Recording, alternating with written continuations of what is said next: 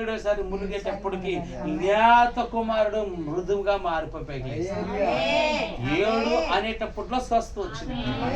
ఈ రోజు దేవుడు అవునంటే అవును, కాదంటే దేవుడు అవును, ఎల్లు వండుకొని తిను, ఎల్లు నీ కొడుకు నువ్వు వండుకొని తిను అన్నప్పుడు ఆమె ఇంటికి వెళ్ళిపోయింది. అంతే. అదే నేడు సంఘానికి చూచున్నాడు.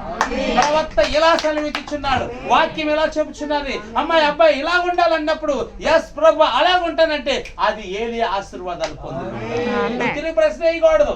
ఏసేవంటే శాప వచ్చేస్తుంది. ఆమె తిరిగి ప్రశ్న లేదు, అయ్యా నేను తుడిసేసాను కడిగేసి ఆరేసి వచ్చాను అనలేదు ఆమె.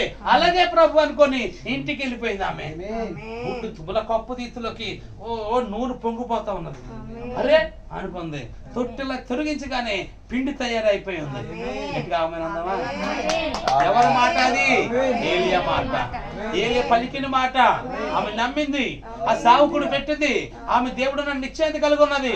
అంతే. 3.5 సంవత్సరాల పట్టణములో ఏలియా ఆమె పోషించబడ్డారంతే. కరువు లేకుండా పోషించబడ్డారు. ఈ రోజు దేవుడికి ఆశ్రయం ఇచ్చిన ఇల్లు, దేవుడి సేవకుడికి ఆశ్రయం ఇచ్చిన ఇల్లు, దేవుడి సేవలో ఉన్న ఇల్లు, దేవుడి వాక్యంలో ఉన్న ఇల్లు, దేవుడి వాక్యంతో నడిచిన ఇల్లు, అది ఎప్పుడు పుష్కలంగా సమృద్ధిగా ఉంటాయి. నేను భిక్షం ఎత్తుకోను. ఈనాడు అలాంటి సంఘం కావాలి, అలాంటి వ్యక్తులు కావాలి. దేవుడు కోరుకుంటున్నాడు. ఆయన స్వస్థపరచాలనుకుంటున్నాడు, ఆయన జీవించాలనుకుంటున్నాడు, ఆయన సమృద్ధిగా ఇవ్వాలనుకుంటున్నాడు. ఆయన ఇవ్వాలంటే ముందు నువ్వు నమ్మాలి. నువ్వు నమ్మాలి.